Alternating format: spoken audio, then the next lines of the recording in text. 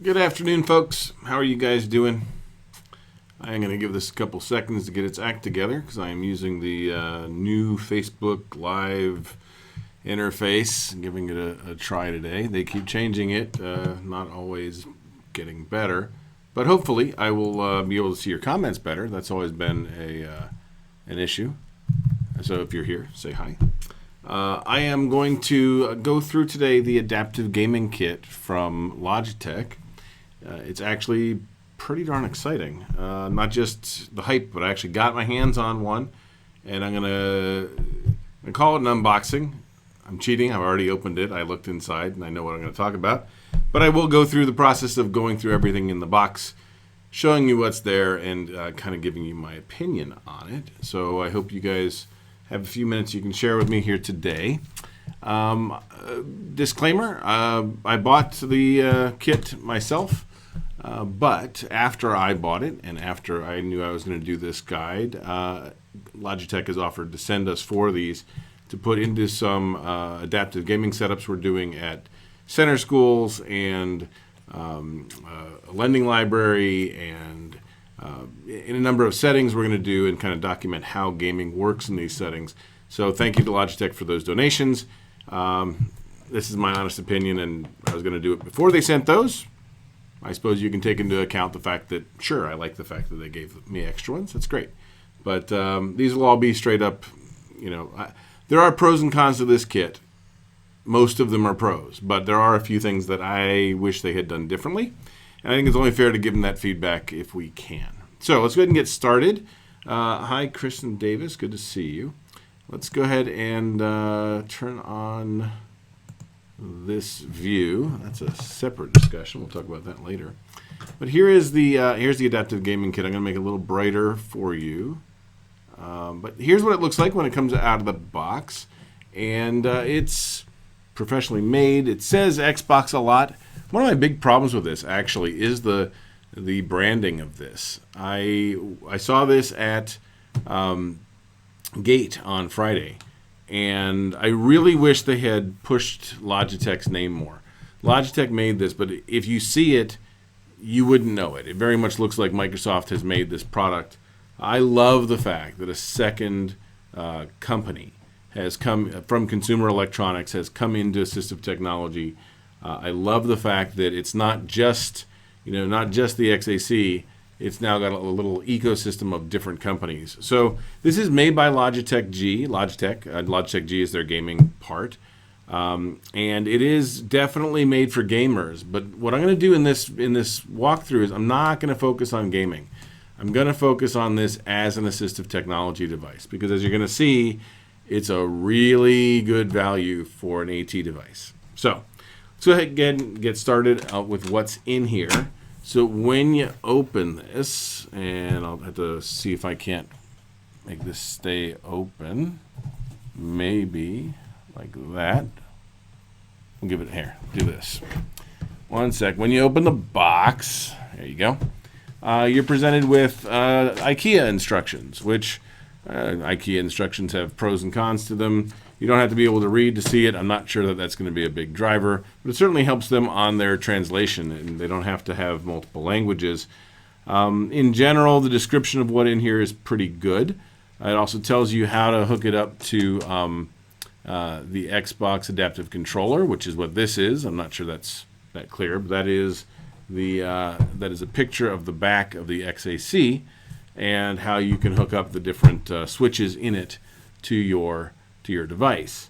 So that's all great, but I'm going to come back to this. There's a couple things on here that I wish were different.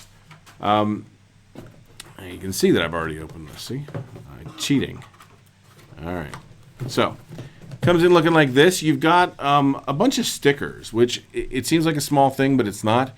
This lets you very easily label all of the switches that you put together with what they are on the game console. So it's the A button, the B button, the X, the Y, the left trigger, right bumper, pressing the right joystick. All of these things are in here. And they have both the label for the switches as well as the label for the wires when you get to the other end, which I think is really nice. I think It's a very, very nice touch to be able to keep things neat.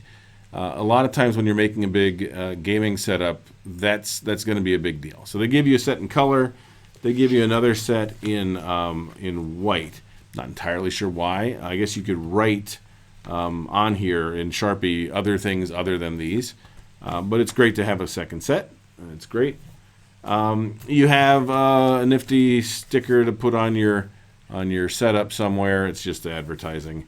A warranty. I haven't gone over the warranty, but I heard a 2-year warranty was in here, which would be fantastic for AT. I will look this up later. Hardware warranty free from defects. For the length of time identified in your product package, which I don't know where that is. So some warranty is on there, and this is just a little ad.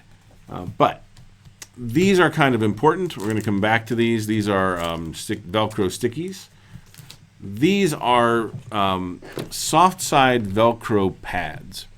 And so this is for when you're setting this up and you want to place buttons in a position, specific position. They have both a fixed pad that has just the edges here are flexible, and a second pad that is truly completely flexible.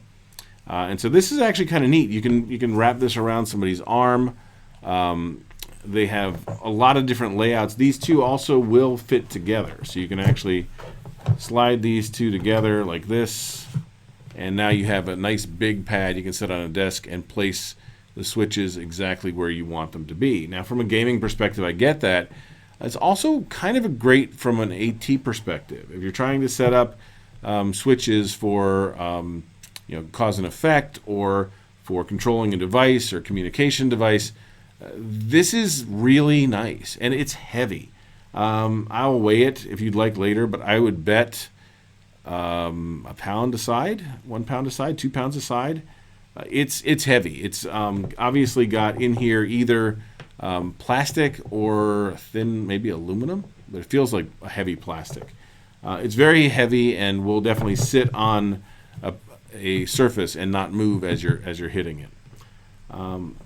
Coming back to the sticky stuff, right? We talked about briefly these. So these go on. These are sized to fit each of the different switches that it comes with, and in addition to these, which are grippy, but they're not. They're the low profile, scratchy side Velcro, and they're not. They don't hurt, right? But they definitely stick, as you can see, very, very well to the other Velcro. I'll put these back. I didn't know it was going to do that. So I guess one piece of advice might be not to cut those that way, but whatever. They have these for every switch, which I think is wonderful. They also have these double-sided straps. So if you want to mount these to a chair or a rail or around somebody's wrist or anything like that, they have these in here as well. They are about 6 inches long and are double-sided, so you can use them either way. They also can be used to hold this together around like an arm, to hold the flexible one. In here is something I didn't, I wasn't sure what I was looking for. There's a roll of double-sided Velcro-y stuff. So hook and loop fastener, but the low-profile good stuff, right? Not the cheap stuff. And I didn't know I was looking for this because if you actually look back in that, in the Ikea instructions of what's in here, it's this ring right here. So I was expecting this to be some kind of a mounting plastic thing, but this is actually referring to this tape, which is shoved in this corner, which is very easy to miss. So that's what this guy is over here. I think that's probably the only flaw in the documentation, though, as far as I can see. Let's get into what's actually in the switches. So in the right-hand side, you've got 2 boxes. This one has 3 of what they call large buttons. I'll show you what that really means. And 2 throttles, or triggers, you'll see. So here's what they look like. They're individually wrapped. They have a silicone. Let me zoom in a little and I'll show you each one here. One sec. All right. So each one of these is about 2.5 inches. Let me see. I can use my fancy ass ruler and tell you how big they are. Each one of these is about 2.5 inches. Look at that. So dead on exactly like 2.6 inches. It's probably measured in metric, which would be 65 millimeters. So 65 millimeters, 2.5 inches across. And they have little protectors on the plastic, which we can pull off. They are clicky buttons. They are the equivalent of, probably equivalent of a jelly bean. The twist. This does not twist off. This does not come off. There is no way to put a cover on for like a symbol, like maybe a lesson pick symbol or something. That's not there. But they do have a really high quality cord, silicone covered cord with a mono switch, which is nice. That means that we don't have to worry about which point is being contacted. On the back is my one complaint about these. They have 2 M3 screws. At least they're labeled so you know what screw they are. They're a metric M3 screw. I really wish that right here there was a 1/4-20 mount. That's my one piece of feedback for Logitech on what they could have done better, and I'll show you. I have a solution for that for them. But this is a great switch, and certainly for the money, it's a fantastic switch. It's way better than anything we can make, in 3D printing or something like that. It's injection molded, and if you put the Velcro on there, it'll stay in place very easily. The stickers go on top, let you label it. I know it's black. I hope the video is coming through. It looks very nice, very well made. It's a part made by Logitech. It should look like they're mice. It should look relatively high quality, right? The other thing in this bin are these triggers. So this is really not an AT device. It's not the equivalent of any AT device that we use a lot of, but it might need to be, especially if people like these. I think we should use these a lot more.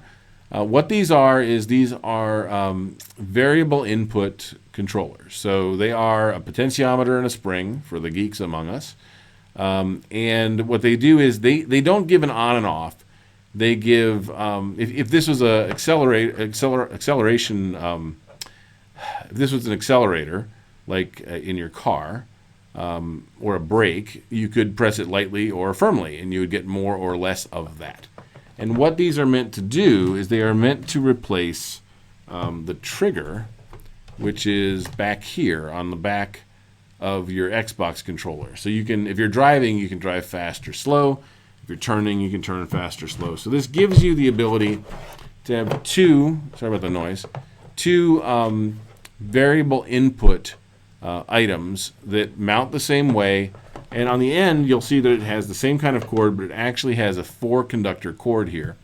And so this is the Xbox standard for triggers. It is, in this case, it is going to be a power, a ground, and one of these two will send back the X and Y. I'm not sure why they chose the 4-conductor. They only need a 3-conductor here. I would bet it's just because they have more of these, but they only need 3 conductors. Why they're using 4, I'm not sure. Maybe I'll ask Logitech. It doesn't matter. This is going to plug into either the right trigger or left trigger on the back of the XAC, and give you the ability to have a variable input using this. To be honest, I really like this for AT. I think if we have things that are variable input, this is actually a nice way to do it, and to mimic whatever pinout the XAC has. If we're making variable inputs from now on, I think we'll just keep it. We'll just use the same one they have. That way we can use these switches for that as well.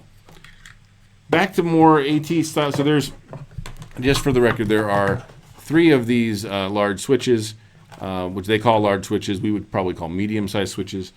and 2 of these variable input controllers. So that's in the top box.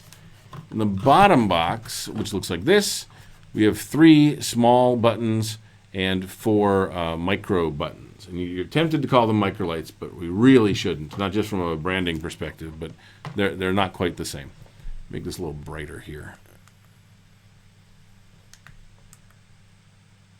All right. So here's the small button, the small round button that they have in here. It is probably comparable to like the buddy button or spec switch or something like that. It is, I'll get my ruler again. I'm going to say 1.5 inches, maybe 1 inch. Let's see. So it is about 1.25 inches or about 35 millimeters. About 34, 35 millimeters across, or about 1.25 inches across in diameter, and much lighter touch than the big switch, and kind of a better click to it than the big switch. Works good on an angle. Excuse me. And in general, I like it. I like all of this stuff. It is all high quality stuff. Now, what I can't tell you is how durable it's gonna be, how long it's gonna last. We can do it based on Logitech mice, but again, that's all secondhand, and we don't know how long these will last. But they look good off the bat. Nicely, they use exactly the same screws. The M3 screws go in here. Sadly, it's not 1/4-20. It is M3. I'm not sure what the driver is for that. I tend to think that the 1/4-20 was simply too big to fit the switch in there with it as well. I might disagree with that, but one way or the other, you'll see that we'll solve the 1/4-20 problem. So there are 3 of these in the kit, and then there are 4 of these. So here's the last set of switches that's in here. So these are the micro switches. They are about the size of a microlight or the other micro switches. They are not light touch. In fact, I think that this round button has a lower activation force than this one. I will tell you that this one has a wonderful feel to it, in that you get a really great feedback on the feel of this. And probably you could preload this. They could have preloaded this. But it is the right size for fingers, right? So if you want to have 3 buttons on 3 fingers, that's what this is for. The positioning is great on it. I have another one over here. I'll bring another one over. So you've got the labels. You put them here underneath fingers, and certainly, this is a great way to do 2 buttons. And for the cost, you're not going to do a lot better. So there are 4 of these in the box as well. So I'm not going to put labels on things or Velcro on things because I'm going to try and use this. But I will show you that. So let's talk briefly about the kind of the pros and cons. We'll come back to these for a second. As far as the cons go, I've really only got a couple cons.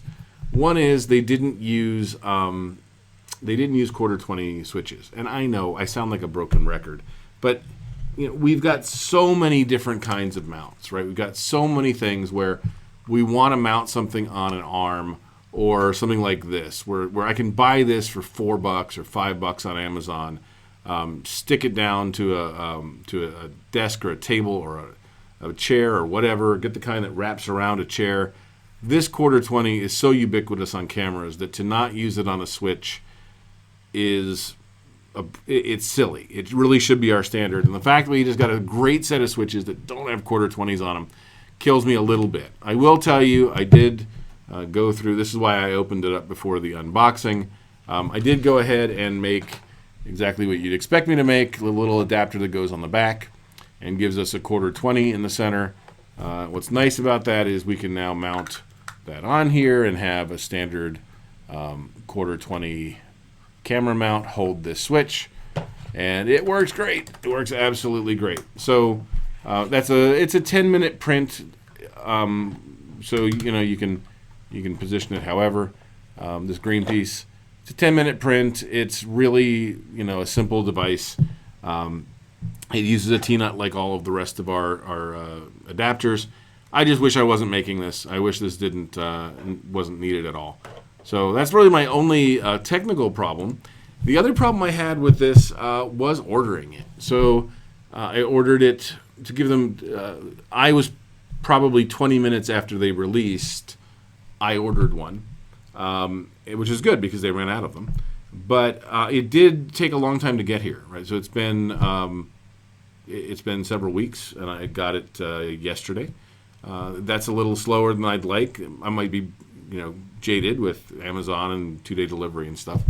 But I think that's probably something they'll get under control. Also, I had trouble tracking it. When I entered my tracking number and tried to see where it wasn't there. It showed up, so it was obviously underway. But they probably have some bugs to work out on their ordering for this. It is brand new. That might already all been fixed because that was all back on Black Friday, or it was the week of Asha. So whenever that was, 3 weeks ago or so, those may all have been worked out by now. But that was kind of a challenge, and really the quarter 20 is a challenge. As far as the pros go, you got to think about what this is, right? So this is 10 AT switches plus, let's just call them accessories. So we'll call the triggers, the variable triggers, the Velcro, the stickers, all of that, we'll just call it gravy, right? We'll call it just accessories. So it's 10 AT switches plus accessories for $100. These switches will absolutely work on any device that uses any other AT switch, okay? They are mechanical switches. So like there are some electrical switches out there, candy corn, honeybee, things like that don't have a physical switch that you can't use on motorized things. Like there's a motorized train or something, you might have trouble with it. You're not going to have any issues with that here. I'm not sure the voltage they're rated for, but they are standard switches. These on the inside, these look like tiny versions of these switches right here. Right, they are mechanical switches, and they have high quality cords and good ends on them. To get these for $10 a piece is fantastic. In fact, I'm not certain that if you count any labor at all, I'm not sure that AT makers can make buttons this cheap. Okay, which is fantastic. It's exactly what we want to get to. We don't want to be making switches. I will make switches as long as people say they have trouble accessing switches and getting switches at a reasonable cost. But realistically, this is a fantastic value. It's something where if you're looking for AT switches, you are better off buying this kit than anything else that I can think of out there. If these work for you. If you need a microlight switch, this is not a microlight switch. In other words, if you have SMA or other motor diseases and you can't press this button, right, this is not the button for you. And I wish there was a less expensive version of the microlight, but this is not it. If you need a small button, but you have the ability to activate this, by all means get it, right? It's fantastic. There are some things that are missing from here. There is no cap touch in here. There's no electronics in here. Right? These are all passive mechanical switches, which is great. They're not going to break. They're not going to need batteries. They're fantastic. But there still is, like, not everything that you'd need to do AT switches is in this box. It's just that all the things that are currently overpriced are in this box at a reasonable price. Do I wish they sold them individually? I understand why they don't, but sure, I wish you could buy 6 of these, right? Or 1 of these for $10 or $12 or something. I understand that they're making a kit. I think they're losing money on it. In fact, pretty darn sure they're losing money on this kit, which brings us to why they're making this. And I love this answer, right? So they're making this because all credit to Logitech for making this. The initiative of this started with the Xbox Adaptive Controller. Microsoft got a ton of great PR for coming out with this controller at $100. And I promise you they're losing money on this too. But when you count the goodwill and the input from that Super Bowl commercial, they're going to work out fine. They're going to sell more Xboxes. They're going to take more market share from Sony, from PlayStation, which doesn't have this. They're going to be fine. And the good people at Microsoft who make this want to help people, right? We can't completely, even though they're big companies, we can't completely, remove the fact that they're doing this because they're decent and they have outreach programs and they want to help people with disabilities and challenges. They are also going to sell a lot more Xboxes because there are going to be more and more people who need adaptive controllers year over year, every year. There's going to be more of them. So good for Microsoft for getting into this, and then good for Logitech for following. And one of the things I want to bring up is there's a video that I wish I had a link to here. It's a TED Talk called How to Start a Movement. And it talks about the first follower. It talks about the first person to follow along when somebody's doing something crazy. And it's got these people dancing on a hill, and it's great. You should watch it. It's only like a 3-minute TED Talk. It's wonderful. But this is what you do. You get somebody at Microsoft to see the light and say, let's do this. And then they're kind of crazy until the second person does it. And then all of a sudden, the second company, and that in this case is Logitech, the second company comes along and follows them. And all of a sudden, it's not crazy anymore. All of a sudden, you see the next consumer electronics company coming out, the Sony, the Nintendo. And then it goes beyond that. Hopefully, it goes beyond that to Hasbro. And we can stop adapting toys, right? That's going to be my goal for the next year, actually, is to talk to enough people there that we can stop adapting toys. And let's just make a standard for what your toys should have on them. And it won't cost you that much money, and you'll get all kinds of goodwill like these folks. So I'm very excited about this. I couldn't be happier with the quality in here, with the exception of the quarter 20, and they just didn't get the memo. We'll make sure they get the memo. But everything else in this is fantastic. And to be fair, none of the AT switches have quarter 20s on the back either, right? So you're going to make an adapter for all of them anyways. It's just that we had a chance here that I think was kind of missed. But that's life. I think that's going to be long enough for this video. With one exception, we have an event this Sunday in Orlando, and we have some room. So we had some groups from university groups got out earlier than we expected or that we thought. Let me rephrase that. We couldn't schedule at a time that didn't conflict with the university schedules, either their finals or their last week of tests of class. So we ended up doing this event, this Make-a-thon, this Adapt-a-thon on this coming Sunday, which means we'll have a lot fewer college kids than we usually do. So if you're in the Orlando area and you want to adapt some toys, let us know. Email or just write below and tell us you're interested in coming. I will reach out to you. Please don't show up if you don't RSVP because we won't have enough pizza and we won't have any room. We're going to get in trouble. Special thanks to Gravy Robotics team in Orlando. It's at the Orange Technical College for hosting us at this fantastic launch site facility. We did it there last year. It was great, and we're going to do a lot of different stuff this year. I'll have a report for it this weekend from there. If you guys have any questions, let me know. I don't see anything other than a very nice post from Kristen saying hi. Let me know you guys could hear me. And I think we're good. I'm going to probably do some more Xbox stuff over the next week. And I hope you guys are having a great Christmas break if you're on it. If you're still waiting for your Christmas break, I'm sorry. And I hope you hope you have a really good Christmas. I'll talk to you between now and Christmas.